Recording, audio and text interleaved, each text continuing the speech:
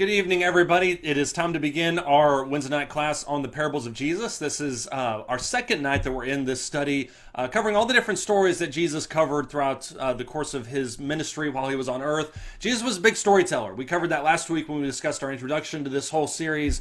He was a really big storyteller. It says there in the book of Matthew that he didn't speak to them without a parable. And I think you can see why as we discuss these different parables that we're going to look at this quarter. They're so illustrative, but they also teach usually one gigantic lesson. And what they really do, I think their strength, is they allow you to look objectively at a scenario and a situation and make a judgment on that situation that we sometimes struggle with ourselves. Hopefully all of us at various points in times will see ourselves in these different parables. We'll see ourselves in the story of the prodigal son, the good Samaritan, maybe the story of the rich man and Lazarus, the shrewd servant. We see ourselves in these parables. And when we see ourselves objectively through a parable, it allows us to make certain tweaks to our life that we sometimes are too emotionally connected to make otherwise if somebody were to just come up and tell us that we needed to change. You see the strength of that, for instance, in 2 Samuel 12, as we talked about last week, whenever Nathan walked up to David and told him about his sin with Bathsheba, and he describes it in terms of a parable. David was able to very visually and very vividly see where he went wrong in that. And so that's really the strength of parables, if you ask me. And so that's why I wanted to discuss it this quarter. I think it's really important to look at. Last week we discussed the story of the prodigal son. We asked the question during that parable last week, which one of these sons was the one that was lost? It's very easy for us to look at the ones that went off into the foreign country and wasted their inheritance with loose living and say, well, he's the one that's lost. But the story of the prodigal son is almost two stories in one, because when he comes back, that's when you have the older son that is demonstrating his bitterness and his anger towards the younger brother, but especially directed towards his father. And you see a really good parallel there with the Jews as you kind of look at that story, Luke chapter 15, cover to cover. So he speaks this parable about lost children, and we always look at the one who wanders off from the distant country as being the one that was lost, when I would argue that the one who was in his house was also lost too. So there's multiple applications. And that's one of the things that I like about these parables, is even though there's generally one major point that Jesus is trying to get through, there's so many layers to all these different things. You can peel these back. You can look at all the different, areas that Jesus is touching on. Of course, there's a danger in doing that too much. You can't dive too deep into parables and say, well, see, he illustrates this by this point. That means this has to take place. There is a way that you can go too deep into parables and miss the point completely. And I think the story of the rich man and Lazarus here in Luke chapter 16 is one of the stories that's very, very easy to do that with.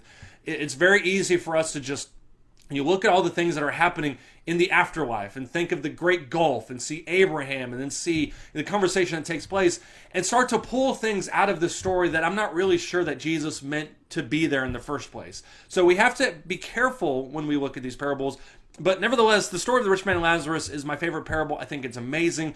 I think there's so many things that are happening here, but it also really demonstrates to us the finality of death. And I know all of us talk about death as being final. There's nobody here that doesn't understand that concept. But sometimes we take that for granted. And we talk about the finality of death, and we say that it's final, but we really don't comprehend that. The people in the rich man and Lazarus' time period knew that death was going to come for everybody. They all understood that. But they didn't treat it with the respect that it deserves. And the rich man suffered for that in the afterlife. So there's a lot of different stories that you can pull out of this parable, and we're going to look at some of them while kind of trying to tiptoe through that line about not taking too deep into these parables. This is the easiest one to do something like that with. Just by way of announcement, we talked about this last week, but we are starting a new quarter this coming Sunday on the book of Romans. Jack Watts filled in for me last Sunday when we were out of town. So I'm going to be starting off my quarter on the book of Romans this Sunday morning. Now, the biggest difference here, if you're watching this, is that this class will be recorded in real time on Sunday morning at 9:30. We've been doing our Sunday morning classes at 8 o'clock. Those have been pre-recorded videos in the same way that this is. We've been doing those classes on Sunday morning at 8 a.m. The classes will be live streamed to the Facebook page at 9:30. There will be an auditorium class. Obviously, I'll be teaching in real time with real people. And so you might not get to hear all the comments, but I would encourage you, if you're interested in that class, stick with us. I'll try to do my best to reiterate some of the points that people make from the auditorium, kind of bring some of those things out. So if you're watching these classes with us and you've been with us for several weeks now on Sunday mornings, 9:30 Sunday morning will be our real-time class on the book of Romans. If you can't be there live, if your services are meeting at 9:30, they'll be posted to the page immediately after that. So feel free to follow along, go back and study some more as you have time. But Romans is a study that I've never done before. When I started here 11 years ago, there was actually somebody else that was teaching Romans. And so I always felt it was good to move forward and cover other books before you started going back over some of these other ones. I've almost made it in the 11 years I've been here through the entire Bible. There's not many books that I have left. Romans is one of those that I have left. And so I wanted to kind of look at it in depth this quarter. It's a very theologically rich book, but the way that I wanted to approach it was in terms of questions.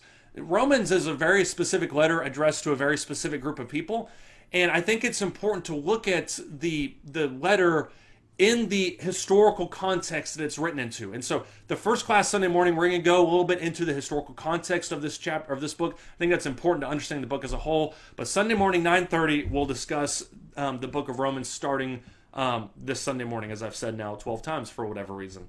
As I mentioned, though, we're going to be discussing the parable of the rich man and Lazarus. This is a very layered story, but I want to begin by asking the question, and this is a question we really should be asking of every parable before we jump into it. What is this parable about? It's very easy for us when we look at these parables to make snap judgments and say, well, this parable of the prodigal son is about a son who goes away and realizes he needs to come back. Great. The story of the Good Samaritan is about a guy who sees someone who is in need, and he goes and helps that person, and that's that. And that's true.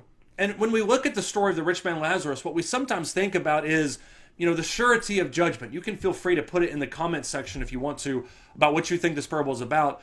But we think about it as the surety of judgment. There is going to be a final death, as we talked about earlier. There is going to be a final death, and so we need to be prepared for that. Other people see much the same thing that they see in the Good Samaritan. This kind of introduction to, or this kind of discussion about hospitality and about the need to be hospitable to everybody. That's certainly in there. But I think a lot of us, if we're being honest, when we think about this story, we don't think oftentimes about those first few verses that discuss kind of the interaction between the rich man and Lazarus. We think about that second kind of half, or that last 2/3, where it discusses Abraham talking to the rich man. Lazarus, ironically, does not talk at all in this parable, to my knowledge. I don't think he says anything at all. The dialogue is almost completely between Abraham and the rich man. And I think, if memory serves me right, this is the only parable where anybody specifically is named. And you have two people here. You have Abraham and you have Lazarus named. Now, this Lazarus is not the same Lazarus that was the brother of Mary and Martha. If you remember in John, the 11th chapter, I think it is, there's a story where Lazarus is raised from the dead.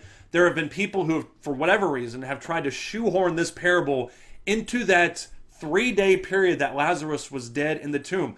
That is so far away from what we're talking about here. It's not even remotely the same thing. So they may share the names, but they're not related in any way, shape, and form. So when we think about this parable, though, we talk about it being, about finality of death. We talk about it being, the conversation between the after, or what happens in the afterlife. To me, when I look at this parable, the thing that I see is the necessity of obedience.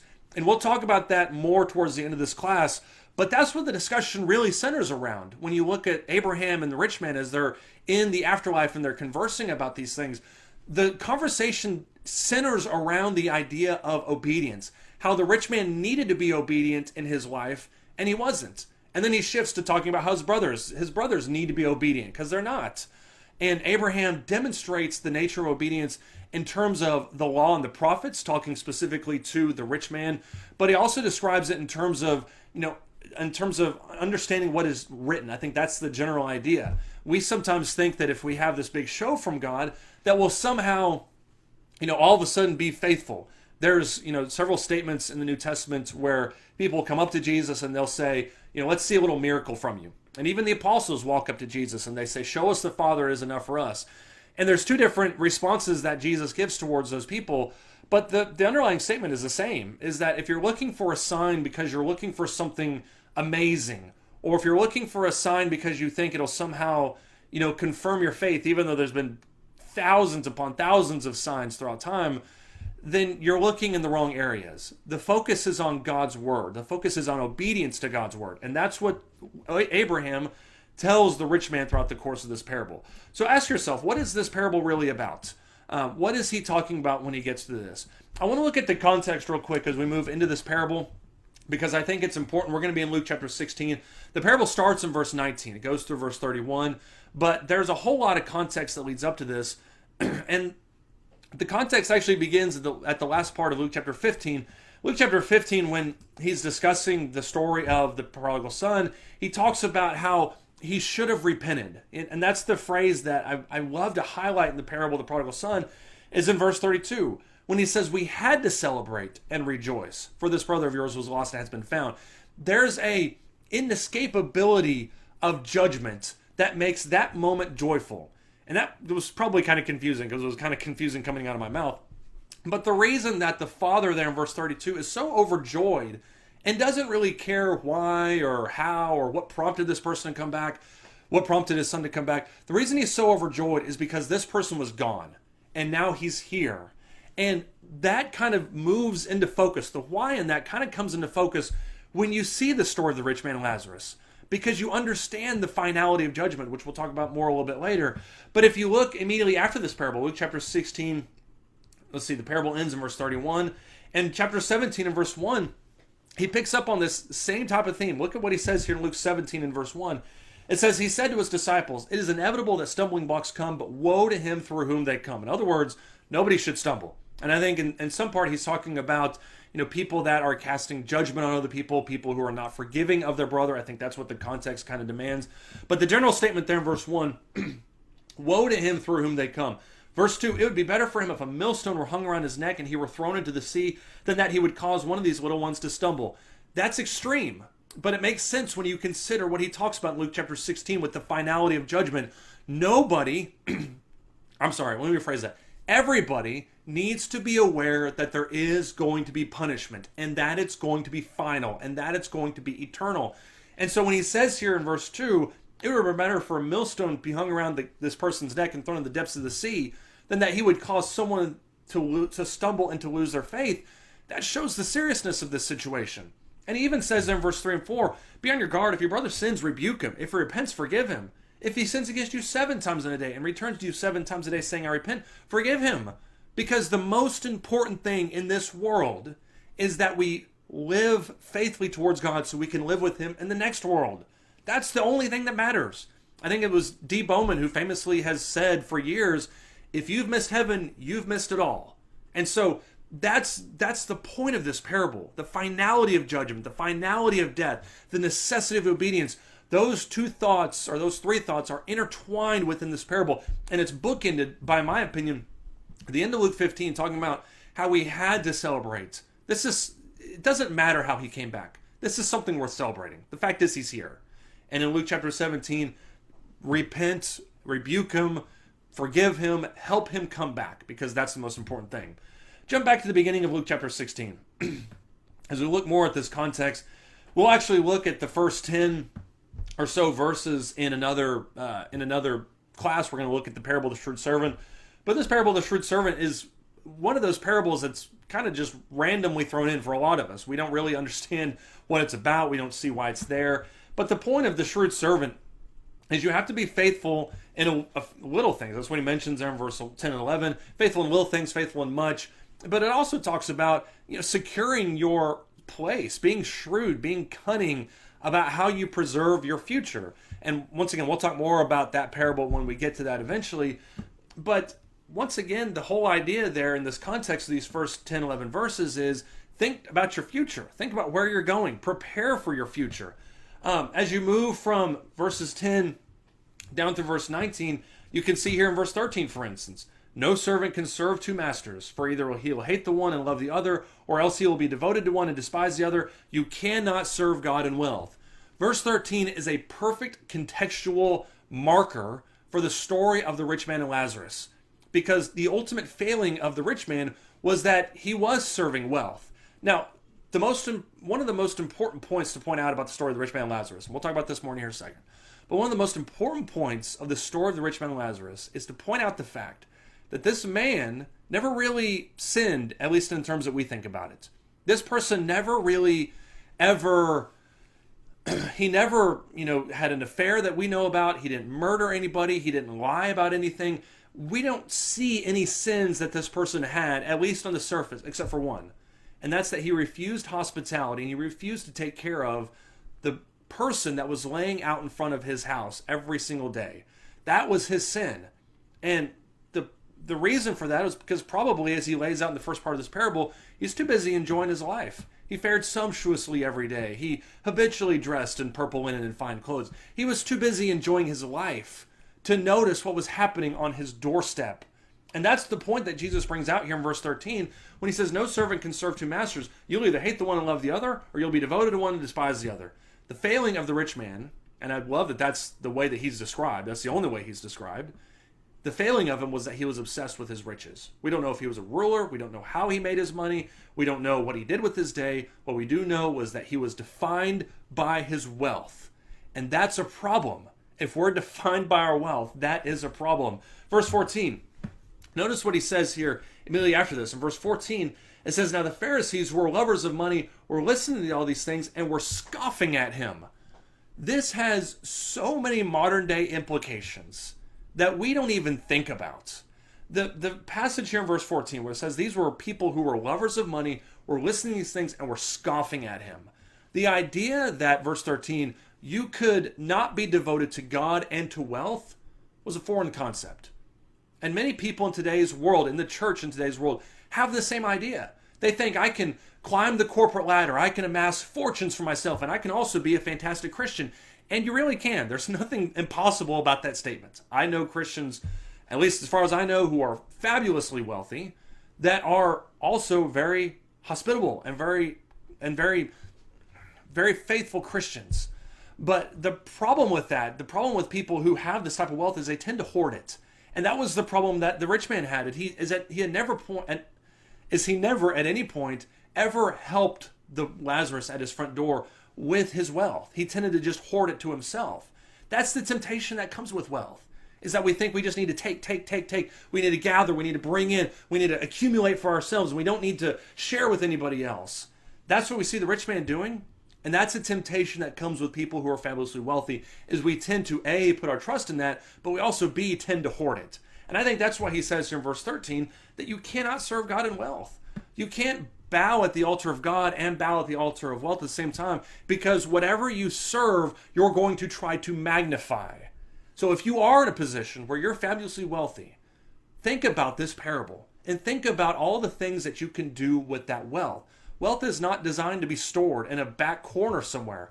It's designed to be used as a good steward.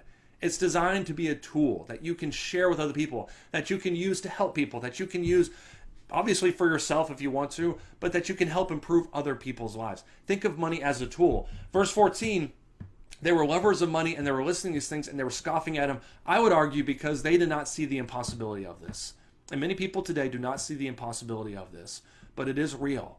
Money has a tendency to blind us to the real issues that are taking place. We can be so consumed with going after the next dollar, the next job promotion, the next thing, that we lose sight of what's really happening literally on our doorstep. And for the Pharisees, this was a huge issue. The Pharisees at the beginning of Luke chapter 15 scoffed at Jesus because he had the gall to talk about the Gentiles being able to come into the kingdom, or that the tax collectors and sinners could come into the kingdom. To them, it was anathema. And yet Jesus made that point very emphatically in Luke chapter 15, that everybody can come to Jesus. Everybody can come to faith. So the idea that they're scoffing at him is really nothing new. But look at verse 15. He says in verse 15, you are those who justify yourselves in the sight of men, but God knows your hearts. For that which is highly esteemed among men is detestable in the sight of God. That is a strong point. The things that we emulate, the things that we glorify in this world, very few of those are things that God glorifies. We glorify wealth, we glorify power, we glorify prestige, influence. We glorify fame. We glorify all these things that God doesn't care about. And when he says here in verse 15, that which is highly esteemed among men is detestable in the sight of God, the challenge that Jesus is putting forth these people is you need to get your priorities in line with what God's priorities are. Because wealth and money and power and prestige and fame, those things don't really matter. What matters is helping other people, obedience towards God. What matters is thinking about your fellow man. He says here in verse 16, and in verse 16 down to verse 18 have been have been confusing for a lot of us. I think you have to take it kind of in a chunk as you look at the context. But 16 through 18 is seen by most people as kind of being out of place. And there are some commentators that will tell you verses 14 through 18 are a collection of sayings that Jesus had in other places that just kind of were collected here. I can agree with that, but I mostly disagree with that because I think they're here for a purpose. I think they establish the context of it. Look at verses 16 down to verse 18. He says, "The law and the prophets were proclaimed until John. And since that time, the gospel of the kingdom of God has been preached, and everyone is forcing his way into it.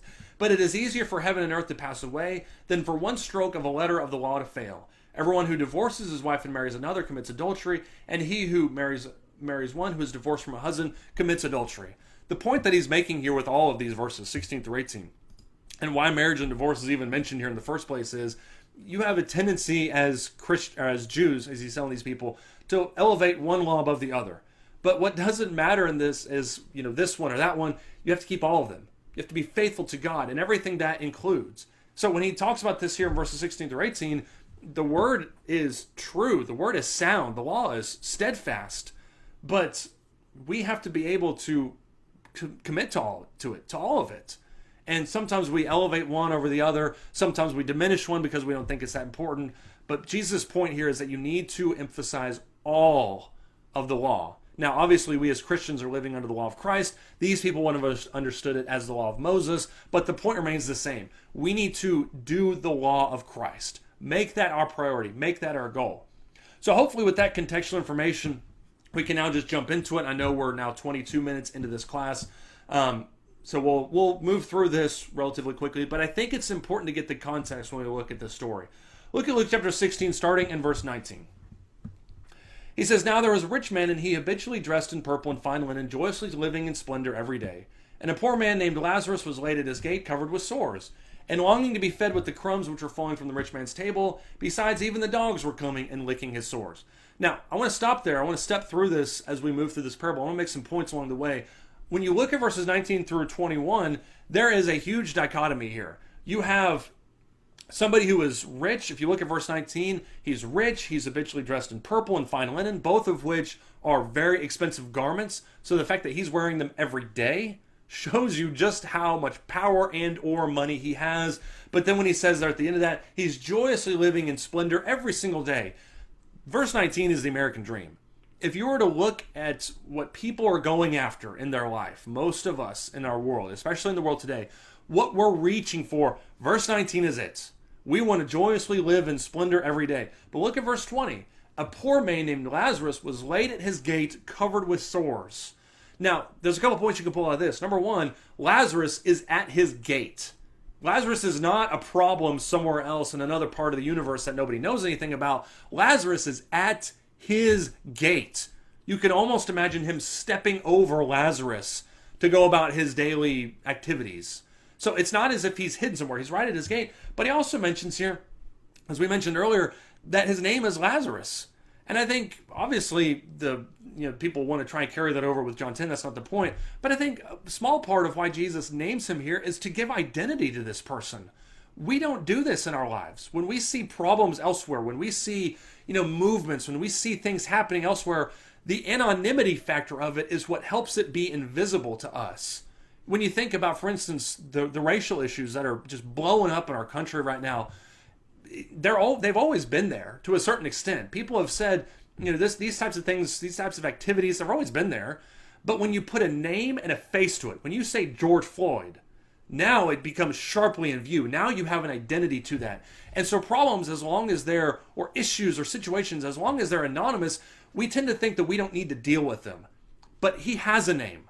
His name is Lazarus. And the responsibility of the rich man is to do something with that. When you look at verse 21, it's remarkable that dogs, which by the way are not treated with the same esteem that they are in our culture. Dogs were the lowest of the low. As a matter of fact, I think either Paul, maybe Jesus, I think Paul actually calls the Pharisees and calls them dogs at one point. I may be completely wrong on that, but I think he uses it as a defamatory comment towards the Pharisees. But notice how the rich man is not helping him out, and yet dogs are. Dogs are coming and licking his sores. Now, you can take that in two ways, that the dogs are helping him feel better. There are other people that have said that the dogs are making it worse. Regardless, the point is that the dogs are paying attention to Lazarus where the rich man does not. I think that's the dichotomy that you see here happening here. So that's kind of the first three verses. Quick backstory as you move into the meat of the parable, which happens in verse 22 when they're both dead. Verse 22. Now the poor man died and was carried away by the angels to Abraham's bosom, and the rich man also died and was buried. Notice the difference in burials. One was died and was buried. The other one was carried by angels to Abraham's bosom. Verse 23. In Hades he lifted up his eyes, and being in torment, saw Abraham far away and Lazarus in his bosom. He cried out and said to him, Father Abraham, have mercy on me, and send Lazarus that he may dip the tip of his finger in water and cool off my tongue, for I am in agony in this flame. When you stop right there and look at these verses, number one, it places the idea of Hades. And you see that mentioned a lot of places. You see Hades mentioned in other passages of Scripture.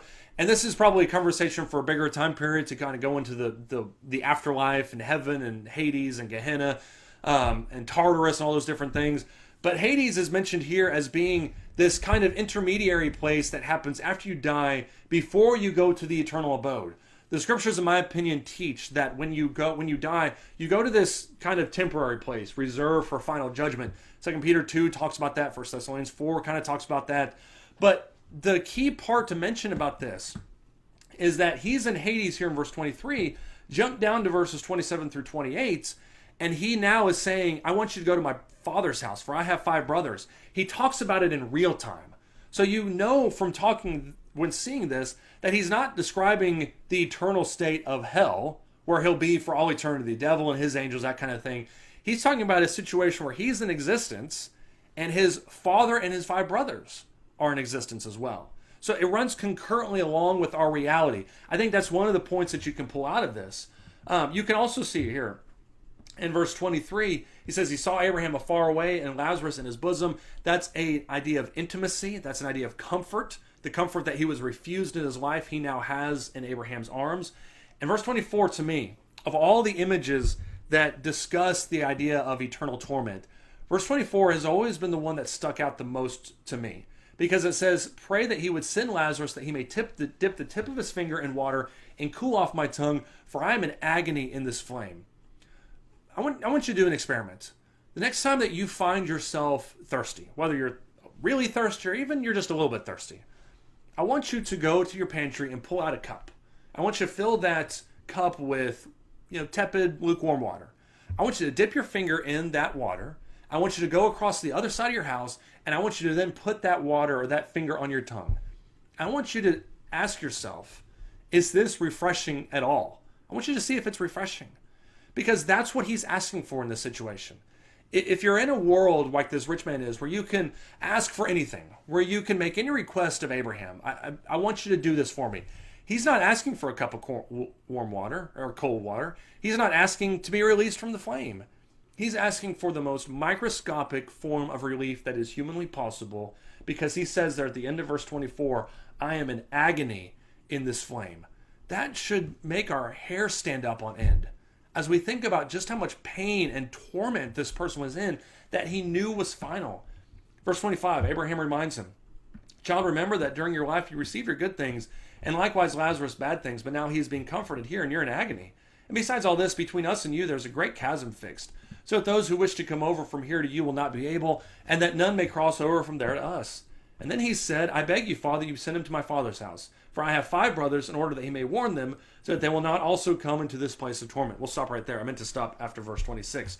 But he says here in verse 26, that situation that you had in your life, where you're in enormous splendor and he's in enormous squalor, that situation is flipped. Now, obviously, there's no comparison to the life that he lived and how opulent it was, and the life that Abraham is now living. Because number one, it's several billion degrees greater. It's uncountable, whatever that word is, but it's also eternal. If you look at our life on an eternal timescale, we occupy a pinprick on a massive line called eternity. And so many of us are willing to trade that out and say, I want this moment, this life that I have, I want that to be my happy part. And whatever happens later, happens later.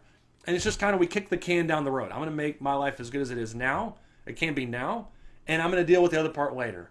And so he reminds him here in verse 25, remember that in your life you received your good things and likewise Lazarus bad things. there have been people that have taken this section, they've said, well, what this teaches then is that if you lived a terrible life on earth, you're going to live a great life in heaven. I don't think that is what he means at all. I think what he's trying to show him here in these two passages, or these two verses, is you used to live a life of opulence and you never cared about Lazarus. That was your problem. Now he's over here and he can't look at you because, as he says there in verse 26, there's a great chasm fixed. So even if he wanted to pay attention to you, he couldn't pay attention to you because he's not, he literally cannot speak to you. He can't come to you at all. There's an impossibility. There's an impossibility in reality now of me not coming to you, just as there was the metaphorical impossibility of you never coming to him when he was at your gate. You never talked to him. You never approached him. So why should Lazarus care now about you? I think that is a lot of what Abraham is trying to point out to this rich man. Verse 27, he realizes the impossibility of his situation. He says in verse 27, I beg you, Father, that you send into my father's house, for I have 5 brothers, in order that they may warn them, so that they will not also come to this place of torment. People sometimes say, I'll take hell for its company and heaven for its climate. This rich man wouldn't take either of them. He wouldn't take hell under any circumstances. As a matter of fact, he wants his brothers to go as far away from him as humanly possible. Verse 29, Abraham doesn't necessarily talk about the impossibility of this as much as he talks about the reality of it. He says, they have Moses and the prophets, let them hear them. And notice the shallowness of the rich man when he says, no, Father Abraham, if someone goes to them from the dead, they will repent. We always believe that, don't we? We always believe that if God came down and showed us this fantastic miracle, that we would believe in a heartbeat. We'd follow him to the ends of the earth. And maybe that's true. But as he mentions at the end of John, there's several signs that have been written. That's what we need to be believing in. So he says here in verse 29, or verse 30, Father Abraham, if someone goes to them from the dead, they will repent. Verse 31, he said to him, if they do not listen to Moses and the prophets, they will not be persuaded even if someone rises from the dead. And as that parable ends, you can almost hear the rich man pleading with Abraham, send him, send him, send them. And yet we know the reality of that situation, that if he sends them, they're not going to listen. They're not going to listen to the law and the prophets. They're surely not going to listen to somebody who rises from the dead. They didn't listen to Lazarus in the first place. Why are they going to listen to him now? And that shows just the callousness that the rich man had in his life towards the person that was poor.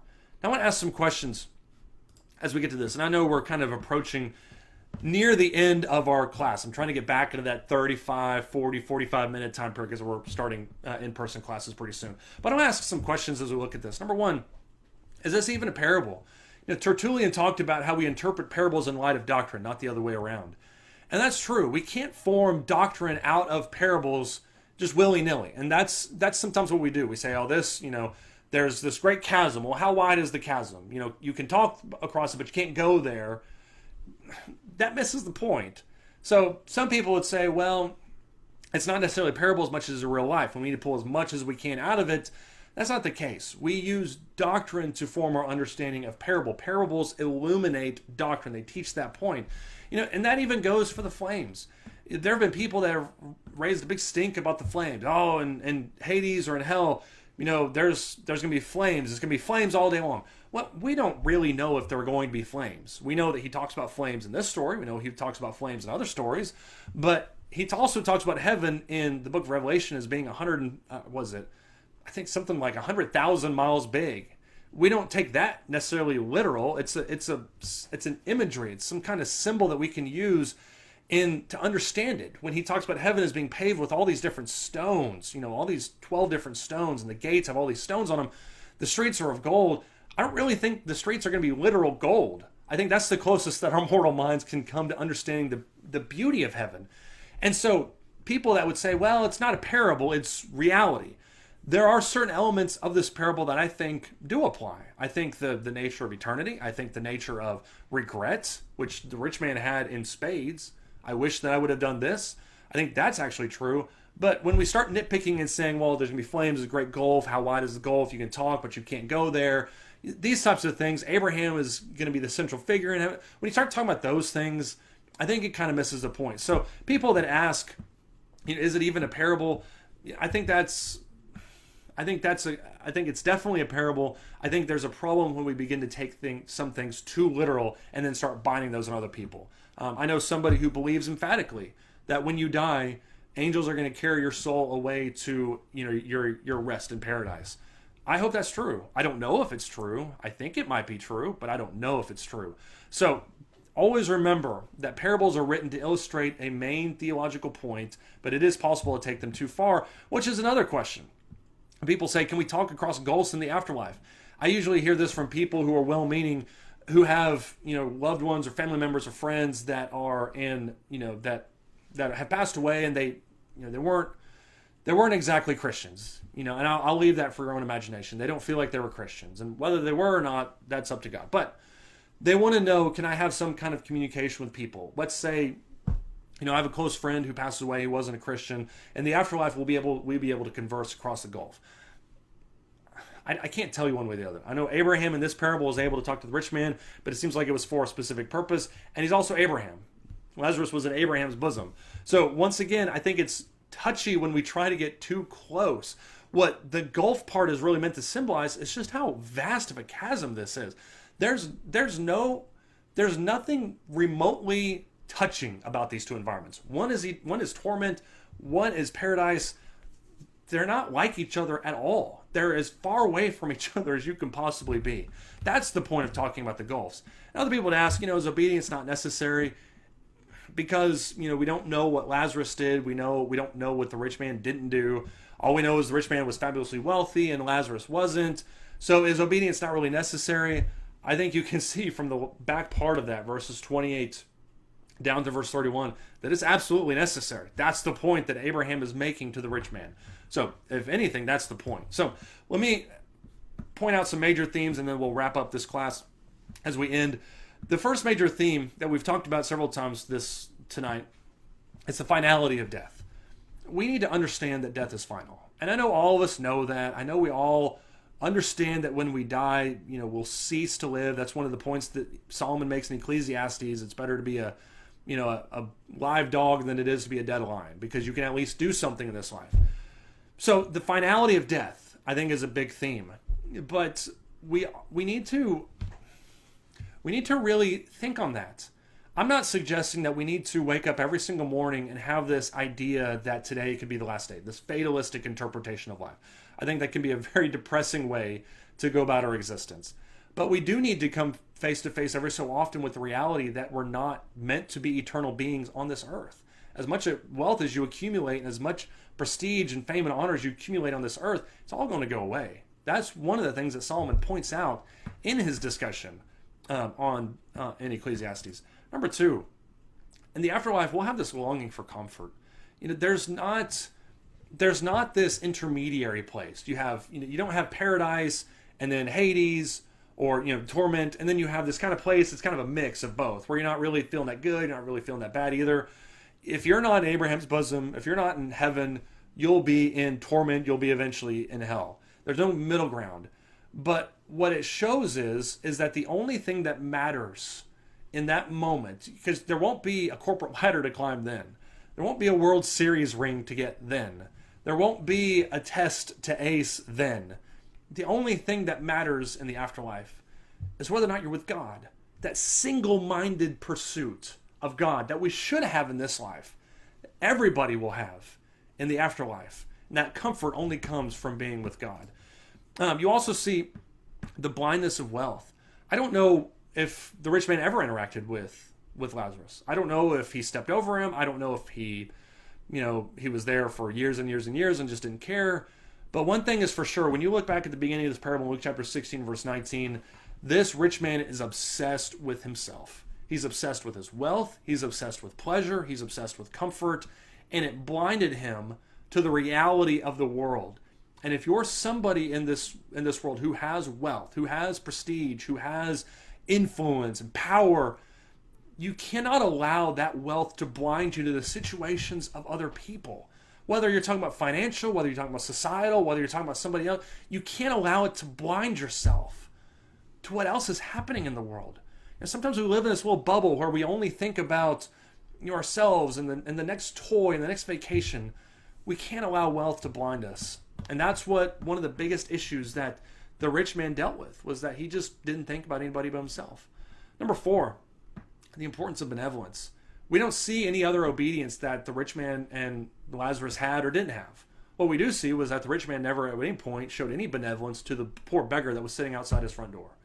And we may think secondarily about that. We may think, oh, well, what I need to do is I need to take the Lord's Supper every Sunday. I need to sing without instruments. I need to pray every day. I need to resist sin. I need to resist sexual immorality. I need to not cuss. I need to not cheat on my taxes. And the benevolence, if I have money, if I have time, that's a little bit later. The New Testament doesn't characterize benevolence like that. All of us in this world are blessed financially to a certain extent where we can help somebody else. And if for whatever reason you're not blessed financially to be able to help anybody, even on a small scale, all of us see needs around us that we can do, whether it's our time, our labor, whatever it is.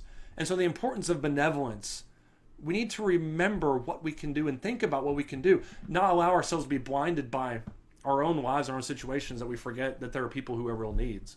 And number 5, as I mentioned earlier, the necessity of obedience. There's nothing that's talked about more in this parable than the idea of obeying God. And that's a very nebulous term, but it encompasses so many different things. The necessity of obedience. The idea of faith-only salvation is one of the most dangerous doctrines this world has ever seen, because what it does is it lulls people into a false sense of security, believing that they don't really need to do anything, that God's already taken care of everything. And God has done a lot, giving his son to die on the cross, opening up the way of salvation. But we also need to do our part. We need to be obedient to him. We need to be baptized. We need to wash away our sins. We need to live faithfully towards him. That's what obedience is really all about. And it's not just an afterthought, it's a necessity. So that's my favorite parable. I love the story of the rich man and Lazarus. I hope that you've enjoyed it as well. Next week, what we're going to discuss is the workers in the vineyard, Matthew chapter 20, verses 1 through 16. And so we'll be doing this class. As of the time of this recording, we're still doing online Wednesday classes. We'll probably be that way for a couple more weeks, I think. So we'll plan on doing Matthew 20, 1 through 16 online in the exact same time, 7 o'clock next Wednesday night. I'll see you there.